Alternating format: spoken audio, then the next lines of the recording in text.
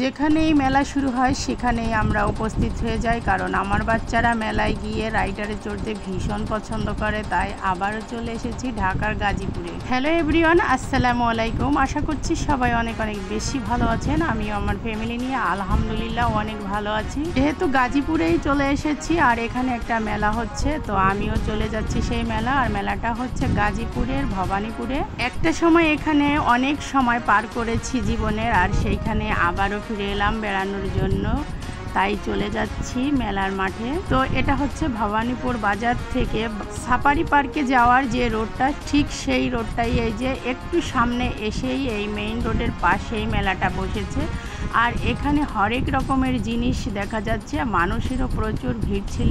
মেলায় আসলে তো আমার এই ধরনের খাবারগুলো ভীষণ পছন্দ হয়, বিশেষ করে চানাচুর, বাদাম, গজা, নিমকি।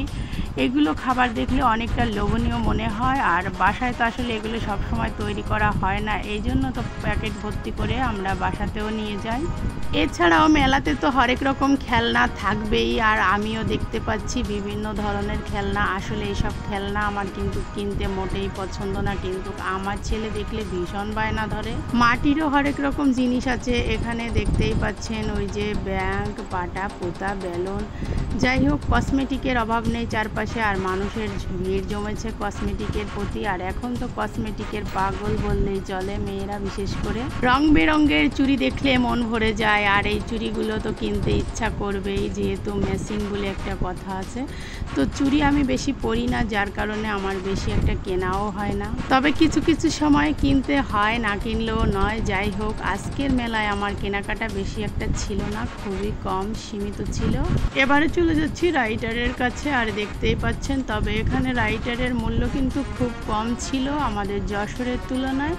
এখানে 30 টাকা আর 40 টাকা ছিল এক একটা রাইডারে, এক একজন বাচ্চা বা বড় মানুষ ওঠার জন্য। মেলাটা কিন্তু অনেক বড় না, খুবই ছোট, কিন্তু সাজিয়েছে ভীষণ ভালোভাবে। তো ভালোই অল্প সময়ের মাঝে ঘুরে শেষ করা যায়, আর শর্ট টাইম। এই যে জিনিসটা দেখছেন, এটা লোভনীয়, এটা তো আমার না খেলে নয়। মেলা ঝাল চানাচুর আমার খুব পছন্দ। এছাড়াও এখানে রয়েছে হরেক রকমের আচার।